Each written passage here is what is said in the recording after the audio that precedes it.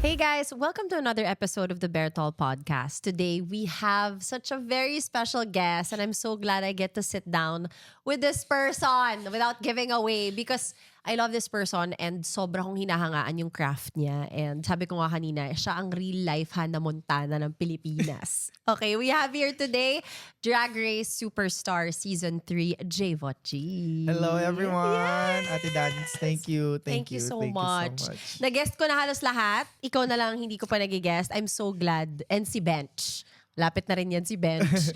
Thank you for being here. Thank you, Ate Dani. I would like to take this opportunity na mag-thank you sa'yo dahil sobrang supportive mo sa akin. Hindi ko alam kung anong personal connection natin sa isa't isa. Pero sobra yung support niya. As in, alam niyo ho ba, nung una kong concert, sa mga concerts ko, lagi niya ako ni-sponsoran. And ngayon binigyan niya ako ng pagkakataon na makapagkwento dito sa podcast niya na number 1 lang naman. So thank you ate. Alam mo Thank you ba so sa much. community niya, I'm always gonna support.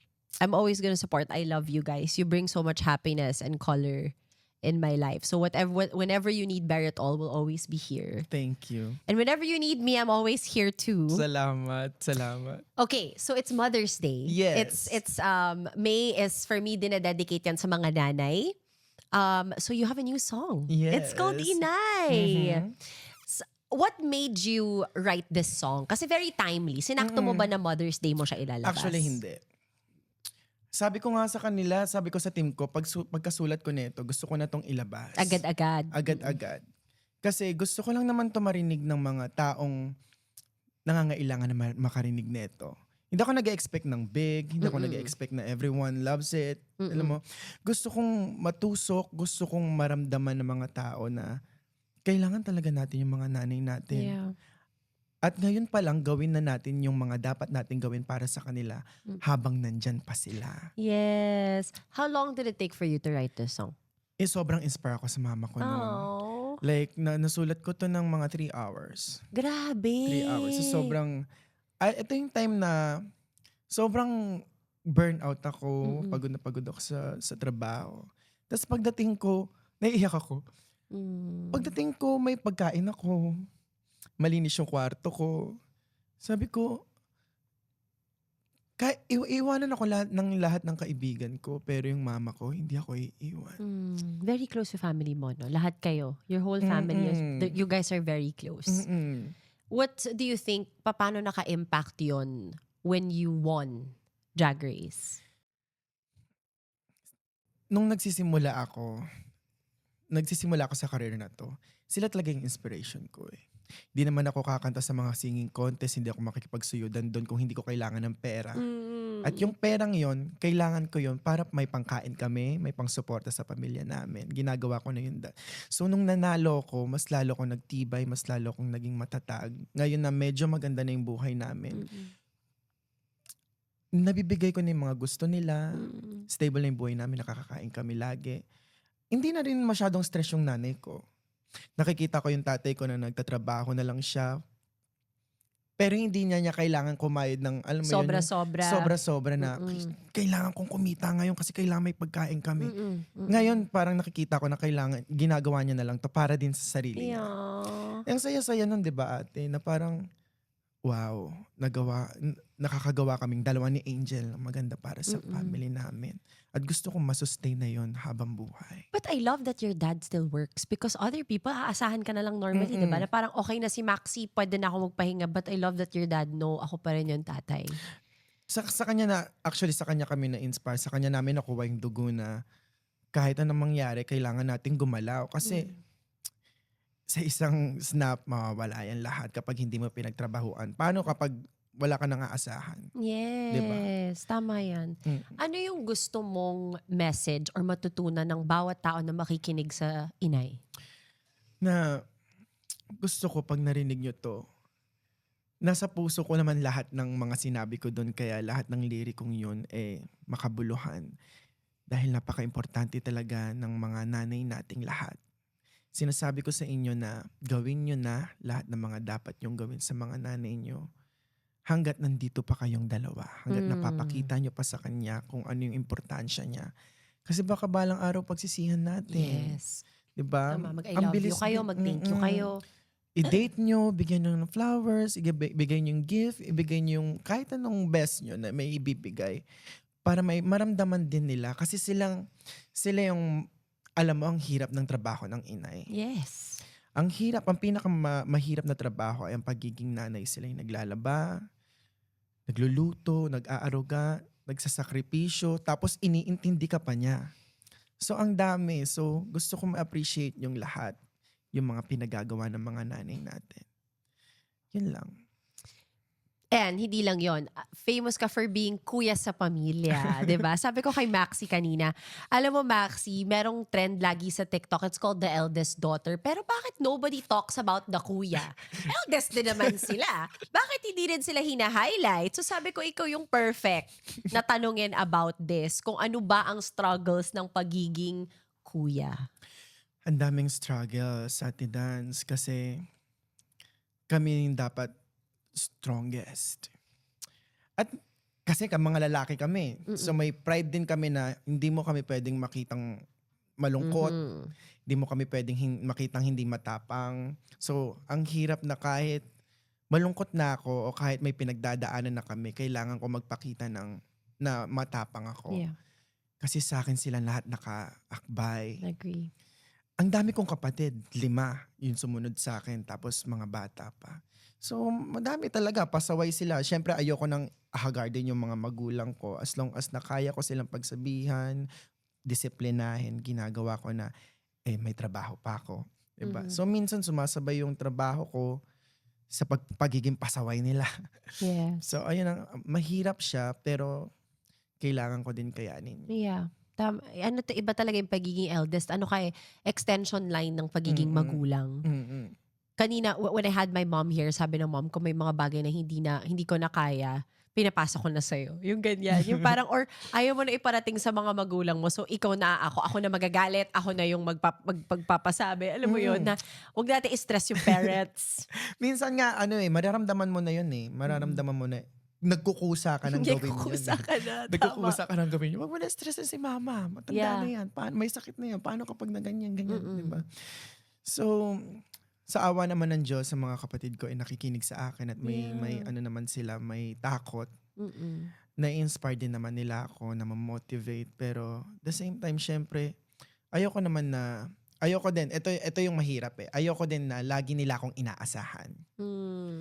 Gusto ko sa kanila na magkaroon sila ng sarili-sarili nilang buhay at matutunan nila yung mga gusto kong matutunan nila on their own. Ako ay Agree. magiging support lang Agree. and guide kung ano mga na experience na ituturo ko sa kanila. Sa awa naman ng Diyos, nakikinig naman sila. Alam mo, ano yan eh, ang pagiging kuya at saka ate, you have to set an example. It's a never-ending cycle of showing up and making your... Kailangan talaga natin establish na mabait tayo, we love them, but you have to respect me. You have to respect my authority also. Correct. As the eldest. Lalo na sa mga decision making. Oh my God. Diyos ko, lagi kong ito nga yung sinasabi ko, maging masama na ako sa mata ng ibang tao, wag lang sa mga kapatid ko. Ako din. I relate with you with that. Ayun ang mahirap sa akin kasi hindi naman kailangan, pero gusto ko, ako yung example nila eh. Ako yung dapat perfect. Dapat ako yung nagpapakita ng pinaka-strongest side ko. Para balang araw may isip nila, kinaya nga ni kuya to eh. Ba't di ko kakayanin? Well, with that, how do you handle it na, kasi lagi kang may front sa mga kapatid mo na strong ka. Paano yung mga days na hindi ka strong? How do you handle that? I cry alone in my room. Nagkukulong ako sa room ko. Ang pwede lang makapasok si mama. Tsaka si Angel. Sila lang ang napagsasabihan ko ng mga problems ko. For now. Kasi yung mga kapatid ko maliliit pa. Hindi pa nila ako maiintindihan kung ano mga pinanghuhugutan ko. Pero I cry alone sa room. Ako lang, minsan kapag kaya kong resolba, nire-resolba ko. Pero, alam mo, Ate Dance, maswerte ako dahil may mga nakapalibot sa akin ng mga mabubuting tao. Yung team ko, sila Ate Honey, sila Abby, sila Jamie. Sila yung tumutulong sa akin kasi mga matured na sila eh. Sila yung tumutulong sa akin kung paano ko pagdadaanan tong Yes. minsan hindi ko na sinasabi sa nanay ko, sa tatay ko. Minsan hindi ko na rin sinasabi kay Angel kasi minsan si Angel din yung may dahilan. Yung root siya din. I love this. Oo. So, ayun. Ayun, maswerte naman ako nandyan sila. So, thank you. Kaya ka tayo dito. Okay. Okay, let's talk about the historic run of Drag Race Season 3. That was such a beautiful run. Ano yung pinaka hindi mo makakalimutan na memory dun sa buong experience na yon on and off cam? Ang dami. Yung sisterhood namin, napaka-solid eh. Na nagkakantampuan kami, tas magbabatian kami. Normal sa friendship. Yes. Yung magsasabihan kami, maglalaitan kami. Normal sa amin yun. Yes. Tsaka yung mga off-cam mga moments namin sa off-cam na naghaharutan kami, na si Ver 6, naguhubad, nagkurumarampa. Yung mga moments na hindi ko makakalimutan kasi kapag nasa stage kami, pressured kami. Mas nakafocus kami sa competition kapag nasa stage kami. So kahit i-recall namin ng i-recall yun, hindi namin ma-recall kasi iba yung focus namin that time. Ang mainly focus namin na meron talaga kaming band off-cam talaga. Yung nagbabatuhan kami, nagwawagwagan kami, naghahabulan, nagtatawanan. Ayun yung pinakamagandang nangyari sa akin nung season 3. Yeah. Na nakita ko na, ay, meron pa pala akong solid na sisterhood na makikita at matatagpuan. I love that. How's life after? Well, I know, I see it. I'm sure you guys see it, but let's hear it straight from Javot. Okay, so how is life after Drag Race? Masasabi ko na isa ako sa mga maswerteng tao na nabigyan ng pagkakataon para magkaroon ng gantong buhay. Isa ako sa mga artist na nabigyan ng gantong pagkakataon na ipakita yung both world. Yes. So busy siya, pero masaya siya. Sabi mo nga, good yung problem na yun. Napakaganda ng problema mo na busy ka lagi. Busy. Ngayon, ang problema ko na career, hindi na yung susuotin ko sa Iba na, di ba ate? Malaki na yung problema, iba na. Oo. So, anong gagawin ko sa next month, next week, ayun na siya. Iba na yung problem. At syempre, ang dami ko rin natutunan. Ang pinakamagandang nangyari sa akin after winning is yung madami akong natutunan at nabago niya ako. As a person. As a person. Na kaya ko palang mag-compose ng sarili ko, na kaya ko palang magalit ng tahimik lang. Kaya ko palang maging masaya na tahimik lang. 'Di ba? Kaya ko palang gumawa ng ganito, kaya ko palang magsulat ng ganyan, kaya ko palang ipakita sa mga tao. So, ang dami ko rin na discover sa sarili ko. So, I just want to say thank you so much, guys, sa lagi niyong pagsuporta sa akin. At sana patuloy natin, hindi lang ako, suportahan natin ang aking drag community, ang komunidad, dahil Diyos ko, ang dami-dami natin magagaling na drag queens sa Pilipinas. Oh my God. Bigyan niyo lang sila ng pagkakataon, makilala sila at maikwento nila kung ano talaga sila. Lalo kayong mai-inlove sa kanila. Diyos ko, world class ang talent ng drag community dito. I think it's so at par, even more pa. Correct. Even more. Because I've traveled and watched drag shows. Everyone is so talented. But when you see the caliber of our drag queens here, it's like, wow, pang international talaga yung queens dito. Diba? Paano mo maiisip na sa costume, may isa pa palang costume, tapos sa wig, meron pa palang wig. Tapos hindi pa pala yun yung buhok mo. Meron pa silang tunay na buhok na ilalabas. Diba? Out of this world yung thinking nila. Kaya sobra akong na-in-love din sa drag. Kasi bukod sa may freedom ka to express, meron kang mga bago na di-discover at natututunan sa loob mismo ng community. Yeah. At hindi sila mapagdamot kasi nakikita mo Nakikita mo, sinushow nila na eto yung dapat. 'Di ba? Ate, ano yung for you, ano yung defining moment ng career ni Maxi at saka ni Javot? Ano yung defining moment? Di na kailangan yung nanalo ka ng Drag Race. Ano yung feeling mo na sabi mo na, and we have arrived. Maxi and Javot have arrived. Music. Nung nalaman na at napakinggan na ng tao yung mga kanta ko, na singer ako, na marunong ako kumanta. Kasi ito talaga yung first love ko. Tsaka memorize sila yung mga kanta mo. Mm-mm. Diba? Bago ako pumasok ng drag, ito talaga yung first love ko. At maswerte lang ako na nabigyan ako ng pagkakataon na maging drag, tapos maging singer.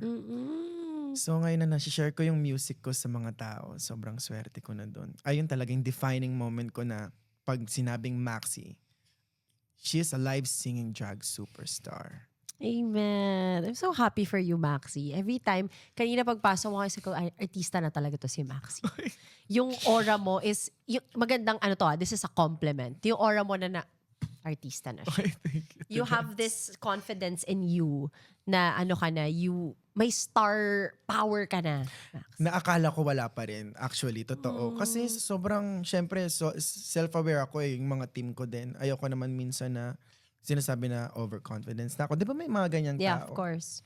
So thank you. Thank you at na-notice mo yun. Pero for me, ito lang yung mga napagdaanan ko. Na-build ko tong confidence na to dahil sa mga experiences ko. Yes. Kasi kailangan mo rin siguro as an artist na meron kang connect sa mga tao, di ba? Para din maging convincing ka sa kanila. Siyempre, when you won, tapos ngayon, JVOT is also making waves sa music industry. When fame is there, also there are cons to it, such as bashing. How do you handle criticisms online? Do you read comments? I read comments. Oh my God. I read sometimes, nagbabasa ako ng mga comments. Siyempre, kailangan ko din matuto on my own. So, may mga hindi ako alam na flaws ko na nakikita ng mga tao. So, nagbabasa ako ng mga comments. Kapag alam ko yung comments na yun makakatulong sa akin, ayun yung ititake ko. Pero kapag bashing lang, Hindi mo papansinin. hindi ko siya papansinin. Mas doon ako sa mas matututo ko. Gusto ko yung Constructive. constructive. Yung mapapakinggan ko siya, manonotice ko siya. Ay, oo nga, no. Tama yung sinabi niya. Why not gawin natin to sa susunod. At Diba? least ganun ka. Ako, babasa talaga ako ng comments para lang, ewan ko, ba't ko ba ginagawa sa sarili ko yun Minsan talaga? natin nakakainit talaga siya ng ulo. Diba? Pag magbabasa ako ng comment kapag alam kong tapos na yung trabaho ko, kapag pag Di meron akong maapektuhan yung pag hindi ako performance. pag strong ako doon, pag strong ako that day, babasa akong comment. Yung hindi ako iinit lang ulo ko. Sasabayan ko lang siya, ikaw mas pangit ka be. Yung gaganon, di ba? Pero mas pinapansin ko yung mga critics na matututo ako. Yeah, alam mo, buti ganyan ka. Ako mapagpatul ako eh. Parang gusto ko pa minsan, kailangan maramdaman nyo din eh. Alam mo yun? Wait, wag na nating palayuan pa. Okay. So, did winning Drag Race change the way you see yourself or the pressure you put on yourself? Oo, ate. Ang daming, nung after kong manalo, ang dami ko din binago sa sarili ko. Ang dami din nabago. Ang dami kong hindi na pinapansin ng mga kaibigan ngayon. Nawalan ako ng kaibigan. Oh my. Oo, nawalan ako ng kaibigan after winning kasi na-busy ako. Tapos, siguro ganun talaga. Kapag nag-focus ka sa career mo, meron ka talagang mga bagay na isasakripisyo. This time, this era of me, kailangan ko muna mag-focus sa self ko. At siguro naman naiintindihan yung mga friends ko yun, di ba? I don't think you lost them completely. I think you just focused on one thing muna. Nabago na rin yung pananaw ko sa buhay. Kahit sa araw-araw, sa decision making. Pero ano siya, inaaral siya. So okay lang yun. Okay lang yun mga kaibigan sa mga nanonood na kung feeling mo na pressure ka, okay lang minsan na ma-lost. Yeah. Pero find yourself. Tulungan mong mahanap din yung sarili mo. Ang challenge sa akin ngayon is kung paano ko siya mababalance. Yung personal life ko sa professional life. Oo, kasi si JVOT personality na din eh. Oo, personality. Dati kasi Maxi ka, tapos pag uwi mo sa bahay, balik JVOT ka. Correct. Ngayon, si JVOT ngayon, personality na din. So, how do you snap out of it? Pag uwi ko ng bahay. Pag uwi ko ng bahay, ang hirap niyang i-drag.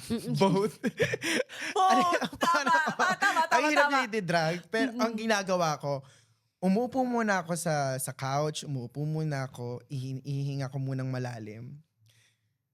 Tapos walang cellphone, walang anything. 5 minutes, upo muna ako. Papagpag ko muna yung mga nangyari sa labas. Magluluto na ako. Ako na to. Oh, I love that. At Mm. least you know, alam mo kung paano ka magsa-stop. Okay, off muna. Di ako nagtatrabaho ngayon. Ang tutunan ko naman sa sa theater, nung nag-actor ako, is yung internalization. Mhm. Kapag bago ako sumabak o bago ako sumampa ng stage, before habang nagme-makeup ako, ini-internalize ko yung character ko. Ano ba ako ngayon? Sweet ba ako ngayon? Mhm. Mindful ba ako ngayon? O makulit lang ako? Mataas ba yung energy ko? Excited ba ako? I-internalize ko siya all.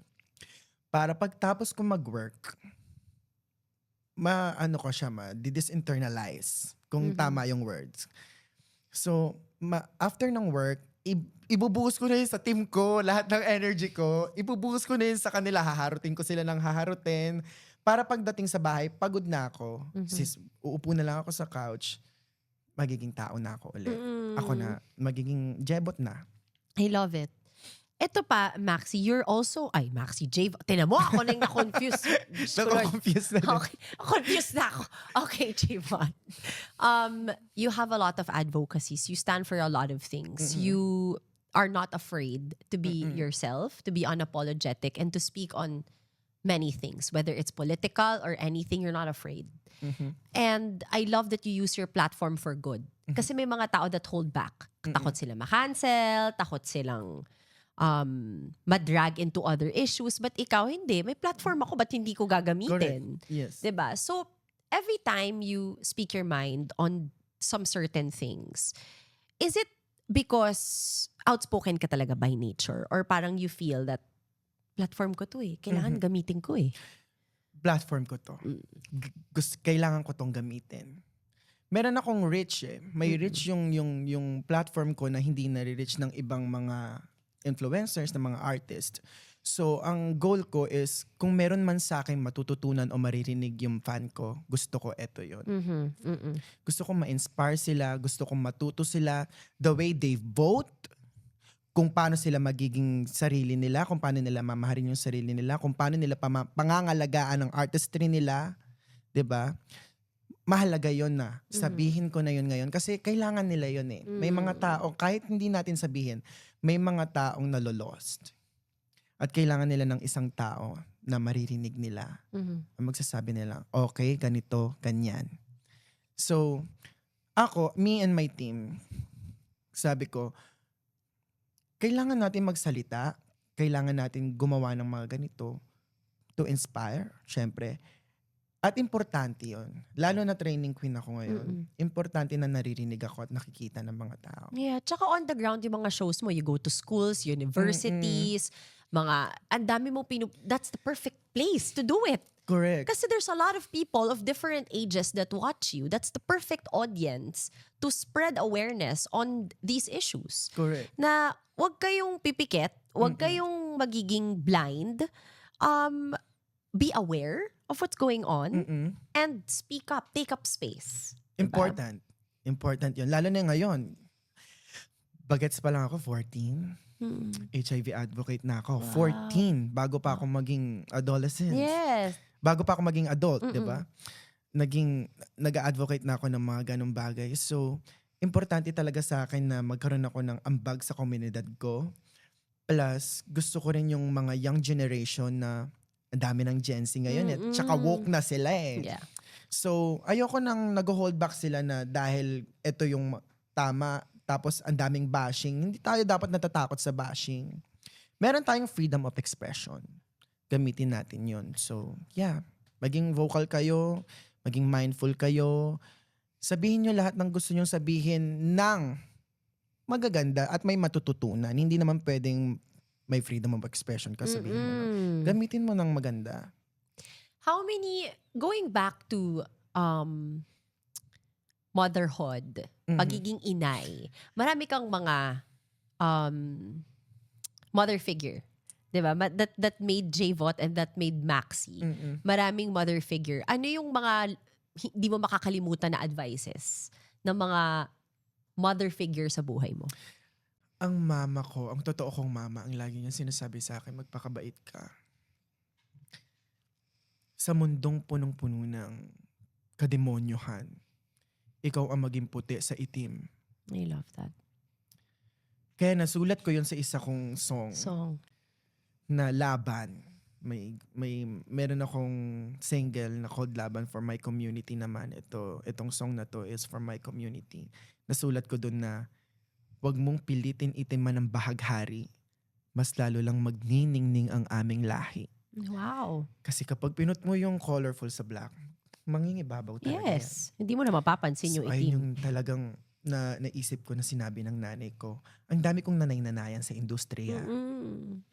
Yung tita ko, si Tita Brenda, yung una kong drag mom, siya ang nagpasok, nagturo, ano sa akin, talagang magturo kung paano maging drag, mag-makeup. Siya ang unang nagpahiram sa akin ng wig, siya ang unang Wow. nagpahiram sa akin ng makeup, ng gown. Kaya shoutout sa'yo, Tita Brenda. Siya ang drag mom ko. Ang lagi niyang sinasabi, pwede kang mapagod, tapos magpahinga. Pero hindi ka pwedeng mapagod tapos huminto. Nagsimula ka na eh. Oo. Sinimulan mo yan, tapusin mo yan. Yes. Ano pang point nagsimula ka kung titigil ka in the middle? Diba? Lalo na kapag nasa kalagitnaan ka na lang, pagtingin mo, layo ko na. Mm-mm. Dapat idiretso mo yan, girl.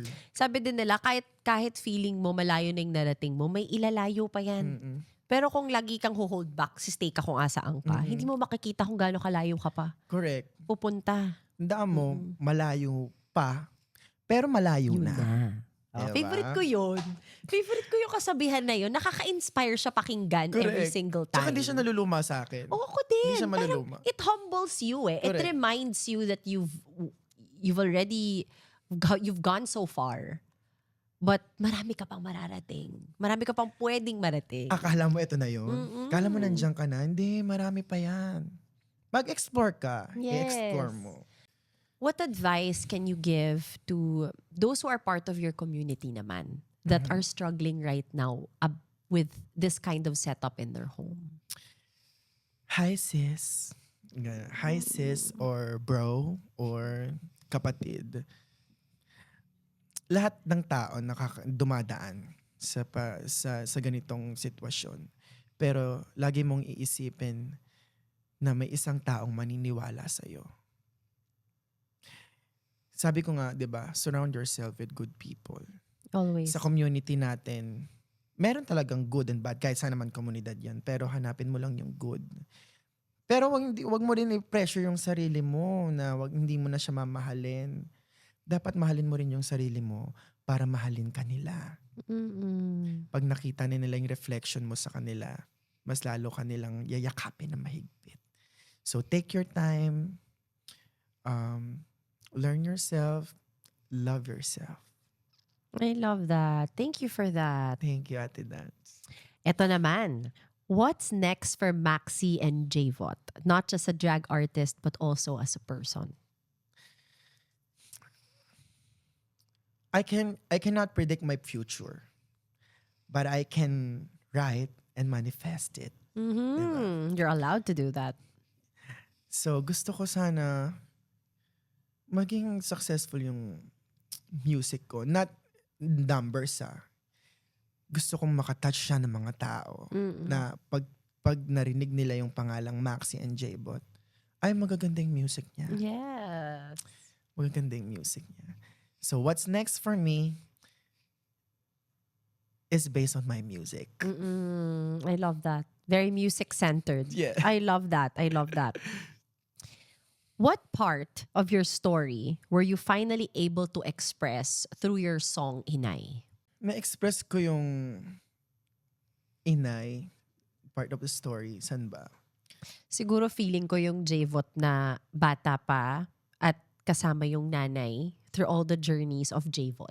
Correct. Isa yun. All stages of life ni Javot na it's you showing your appreciation to your mother sa lahat ng pinagdaanan mo in life tapos siya yung kasama mo. Kasi mawawala ang lahat tapos siya nandiyan lang. So sinulat ko doon sa isa kong lyrics na kahit gaano kadilim, ika'y maliwanag pa rin. Patuloy man ang pag-agos ng luha, handa kang tawirin. So kahit anong bigat, kahit saang sitwasyon, nandyan yung nanay ko. So yung part ng story ko talaga, na marirealize ko na doon sa kantang Inay, feeling ko lahat ng story yun. Yes, lahat all stages of life of Lahat ng J-Bot. story, lahat ng stages ko nandun yung part ng Inay ko. Kasi siya yung core ko. Yeah. Siya ang nagbigay ng malambot kong puso. Sa kanya ko ito natutunan. I'm curious to know this from you. When you won as Maxi, was it a decision that you had to make that I want people to know J-Bot also? No. It just happened. It just happened. Wow. So hindi siya part ng plan Hindi siya after part. Drag Race? Yes, after Drag Race, hindi siya talaga part ng plan. Meron lang isang song. May mga covers lang ako na, wow, ngayon nila na-appreciate. Yes. I'm glad that you answered that because I was always so curious. Na parang pag nung nanalo ka ba as Maxi, ang plan mo talaga is pareho sila na etong dalawa yung gagawin natin, si J-Bot at saka si Maxi. No, ang akala ko after winning, plan na kami for Maxi. Like concert, Maxi. yes. New music for Maxi. Music video for Maxi. Ayun ang plano namin eh. Wow. Hindi namin inakalang may J-Bot. Fans ang gumawa nun, no? Fans It's ang the gumawa nun. fans. Kasi ate, dati pa lang talaga gumagawa na ako ng mga covers, ng mga transformation. Bago pa mag-boom, bago pa talaga makilala ng buong Pilipinas ang drag, ginagawa ko na yung yun. So, napakilala ko na yung konting-konti yung music ko. So, ngayon na nakilala nila si Maxi, na-explore nila yung life ko, na-explore nila yung talent, na-discover nila yung talent, yung cover ko, tapos napaingay nila yon sa mga social media. Ayun, nagkaroon ng J-Bot G bigla at nagulantang kami. Okay, ano gagawin natin? lalo na yung manager ko. Oh my God, wala akong plano dito. Paano to? Pero kami ganun. Curious ako talaga. Always. I've always been so curious of paano nyo nagawa paano na yung naging game plan? Okay, may J-Bot. Ano gagawin Nung natin? biglang may J-Bot, meeting. Okay. Gano'n katagal itong meeting na to? 3 days? 3 days or 1 week? Ganun umabot. So, okay. Lumabas si J-Bot, meeting. Lahat ng pinlano namin for Maxi, burado. Oh my God. Ganong level. Wow. Tapos, sa chart, may Maxi and J-Bot na. Ganon na siya. Napunta na talaga yung buhay mo. Naging hanamuntahan na ako bigla. Oh my God. Okay, so lahat ba ng naplano nyo kay J-Bot na nagawa nyo na or marami pa? Marami pa kaming hindi nagagawa. Hindi nagagawa. Both kay Maxi at kay J-Bot. Pero hindi kami nagmamadali. Yes, take your time. Tinitake namin yung time namin na okay, hayaan muna natin sila. Siyempre, this month is for me, that month is for others. Yes. Diba? Hindi naman pwedeng ako na lang lagi. How do you balance that? How do you balance Maxi and J-Bot? Because both are busy. Both are booked and busy. Ayun pa rin yung minu-workout ko until now. Na ngayon naka-J-Bot ako, bukas Maxi ako, Maxi. ate. Diba? Sabi ko, paano yun? May booking ka today, pero booking mo Maxi bukas, J-Bot. Parang ang gulo minsan. Hindi ko na rin, tinatanong ko na talaga, ano ako bukas? Sino ba ako bukas? Sino ako bukas? Ano ako bukas? Tao ba ako? Baka mamaya butterfly na ako, ha? Nakakalito. So sobrang nakakalito. Nagtataka talaga ako sa'yo na parang you're booked and busy for both Maxi and J-Bot. How do you balance your life? Ayun ang challenge until now. Until now, hindi ko pa rin na-discover ko anong tamang sagot dyan. Ayun yung challenge ko now. Kung paano ko ibabalance si Maxi and si J-Bot. Tsaka magkaiba silang fanbase, no? Yes. Pareho and magkaiba din. Magkaiba. Grabe. Nakita mo ba yun na nag-concert ka? Kasi di ba nag-concert ka as Maxi, tapos nag-concert ka rin as J-Bot. Yes. Nakita mo ba yung difference? Yes, ate. Wow. Ang laki ng difference. Kasi merong mga music critics dito eh. Okay. Tapos dito wala eh. Yeah. Understood. 'Di ba? So ang laki ng difference nila. Pero meron pa rin iisa. Yeah. Both Maxi and J-Bot, pero malaking difference nila. Kasi kilala yung J-Vote sa probinsya talaga. Siya yung nakakabook na natuturn namin to Maxi. Ganon, may mga ganon. Ay, maganda mag-Maxi dyan kasi may mga ganon siyang tulong. So, feeling ko ayun yung best of both worlds. Yes! Saan ka mas napipressure? Kapag ikaw si J-Vote or ikaw si Max? Kapag ako si J-Vote. Kasi ikaw yun eh. Tsaka mas filtered ako eh. Kapag ako, mas filtered ako. Mas hindi ako expressive. Mas quiet ka.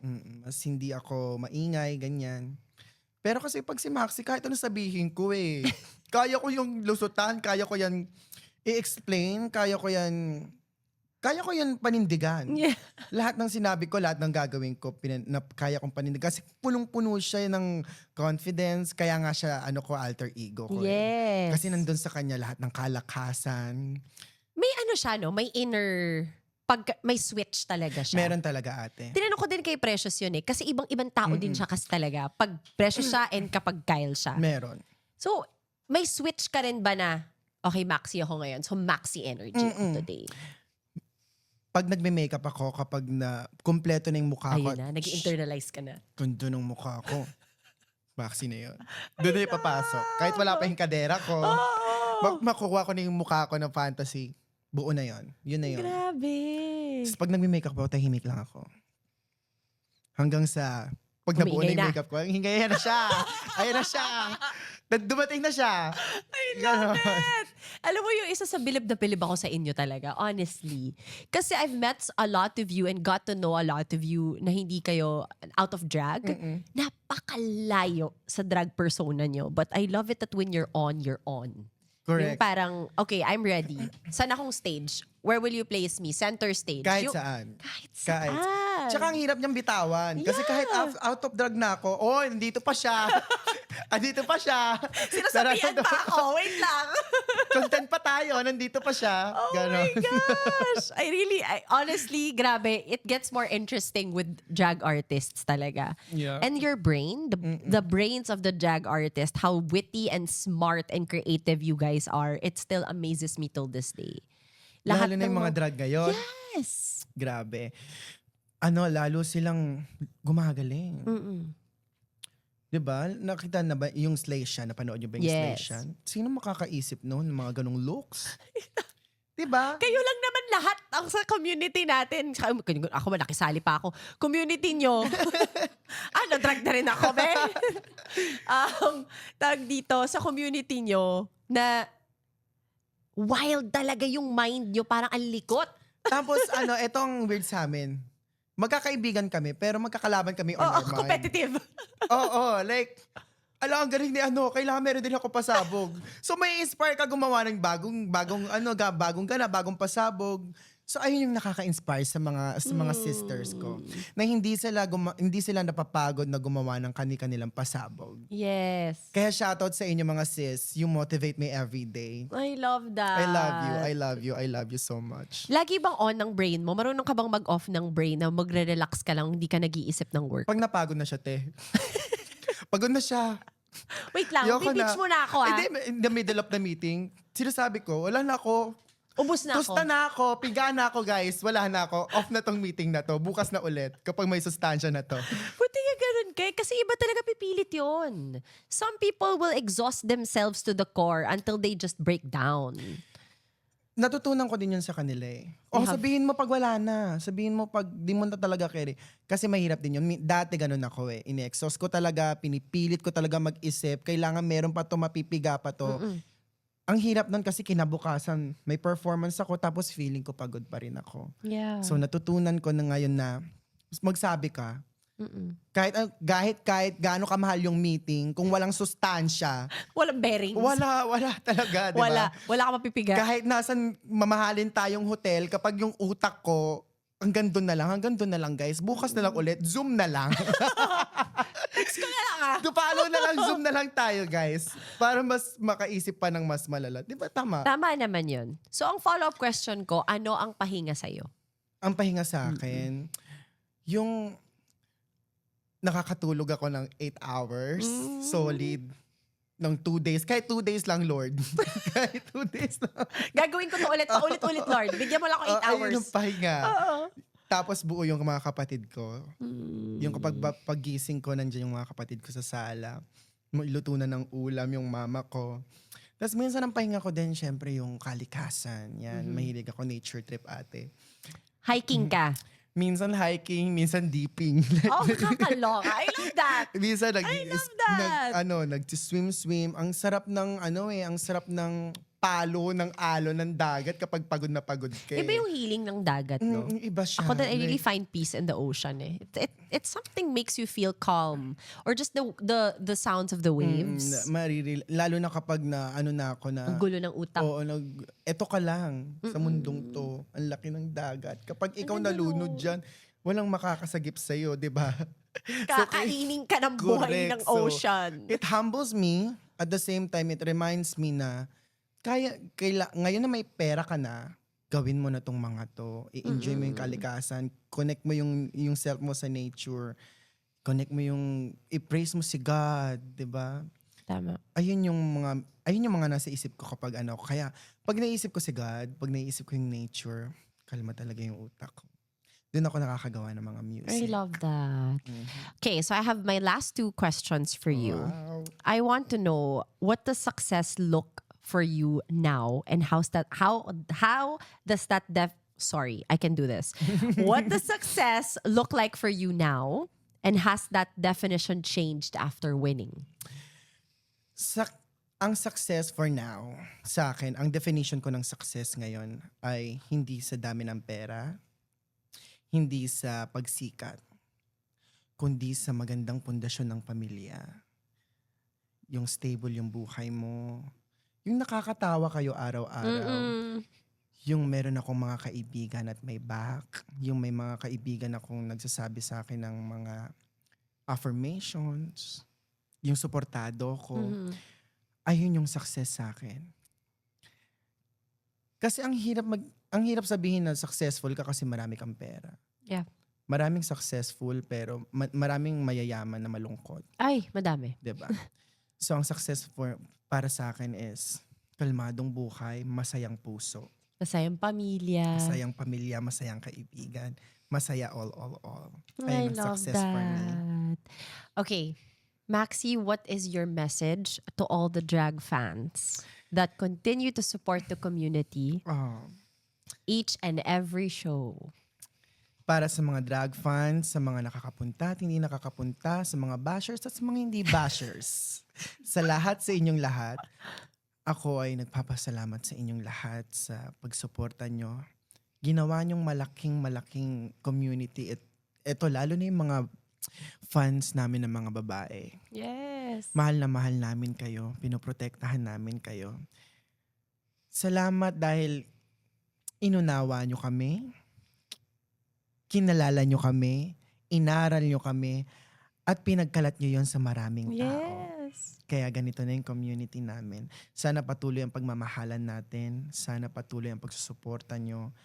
At sana patuloy din yung pagkalat nyo ng magagandang balita. Lalong-lalo na sa mga straight nyong friends. Tayo ay patuloy na magmahalan. Patuloy natin i-discover yung mga talents. Lalo na yung mga young generation na gusto maging drag. Supportahan din natin sa kanila. Supportahan din natin sila.